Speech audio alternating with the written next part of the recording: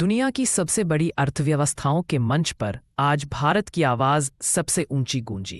दक्षिण अफ्रीका की धरती पर प्रधानमंत्री मोदी ने ऐसा भाषण दिया। President Erdogan, my apologies for ignoring you the first time. Now I ask the Prime Minister of the Republic of India, His Excellency Mr. Narendra Modi.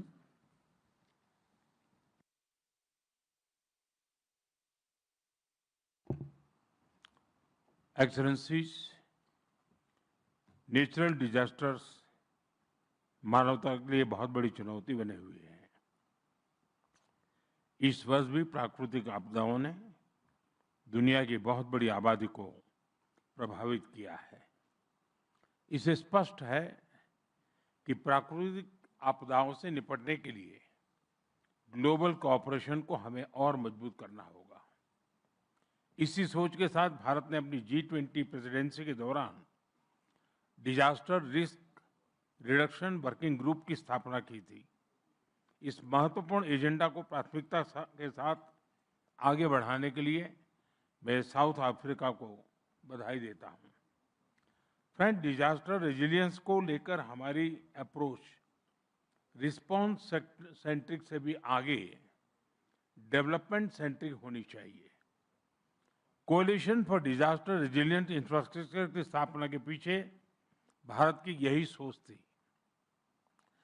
G20 देश CDRI के साथ मिलकर फाइनेंस, टेक्नोलॉजी और स्किल डेवलपमेंट को mobilise कर सकते हैं। ये एक रेजिलिएंट फ्यूचर की गारंटी बन सकता है। फ्रेंड्स, भारत का ये भी मानना है कि स्पेस टेक्नोलॉजी से पूरी मानवता को लाभ हो। इसलिए Bharat G20 open satellite data partnership का सुझाव सामने रख रहा है। इससे G20 देशों के स्पेस एजेंसियों का सैटेलाइट डेटा और एनालिसिस ग्लोबल साउथ के देशों के लिए अधिक सुलभ, इंटरऑपरेबल और उपयोगी बनाया जा सकता है। फ्रेंड्स, ग्लोबल ग्रोथ के लिए सस्टेनेबिलिटी और क्लीन एनर्जी जरूरी है। ये सुनिश्चित करने के लिए क्रिटिकल मिनरल्स का बहुत बड़ा रोल है। ये मानवता की साझी संपदा है। इसलिए Bharat G20 critical minerals circulatory initiative का प्रस्ताव रखता है। इसके तहत रिसाइकलिंग, अर्बन माइनिंग और सेकेंड लाइफ बैटरी जैसे इनोवेशन को बढ़ावा दिया जा सकता है। सर्कुलेटरी में इन्वेस्टमेंट होगी तो प्राइमरी माइनिंग पर निर्भरता कम रहेगी। इससे सप्लाई चेन पर भी दबाव कम होगा और नेचर के लिए भी ये अच्छा रहेगा। ये initiative joint research technology standards और ग्लोबल साउथ के पायलट रिसाइकलिंग फैसिलिटीज को सपोर्ट कर सकता है। फ्रेंड्स, नई दिल्ली G20 समिट के दौरान हमने संकल्प लिया था कि 2030 तक रिन्यूएबल एनर्जी को 3 गुना और एनर्जी एफिशिएंसी रेट को 2 गुना करेंगे। इस लक्ष्य को हासिल करने के लिए विकसित देशों को अफोर्डेबल क्लाइमेट फाइनेंस और टेक्नोलॉजी उपलब्ध कराने के लिए अपने कमिटमेंट्स को टाइम बाउंड तरीके से पूरा करना होगा। फ्रेंड्स, क्लाइमेट चेंज और अन्य चुनौतियों के कारण हमारे एग्रीकल्चर सेक्टर और फूड सिक्योरिटी पर खतरा और गंभीर होता जा रहा है। कई देशों में किसानों के लिए फर्टिलाइजर्स, टेक्नोलॉजी, क्रेडिट, इंश्योरेंस और मार्केट एक्सेस की चुनौती बढ़ती जा रही है। भारत अपने स्तर पर इन चुनौतियों से निपटने का प्रयास कर रहा है। भारत में हम विश्व का सबसे बड़ा फूड सिक्योरिटी और न्यूट्रिशन सपोर्ट प्रोग्राम चला रहे हैं।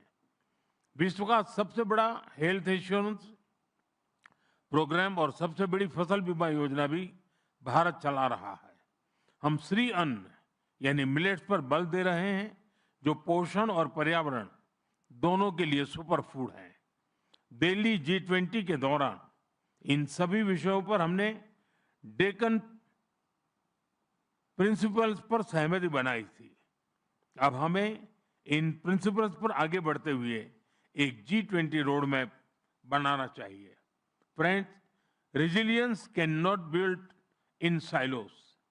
G20 को ऐसी कॉम्प्रिहेंसिव स्ट्रेटेजी को बढ़ावा देना चाहिए जो nutrition, public health, sustainable agriculture और डिजास्टर प्रिपेयर्डनेस को जोड़कर एक मजबूत वैश्विक सुरक्षा बनाए। बहुत बहुत धन्यवाद।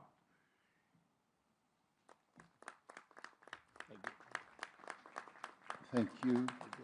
I now ask Mr. Masanao Ozaki from the Republic of Japan to speak on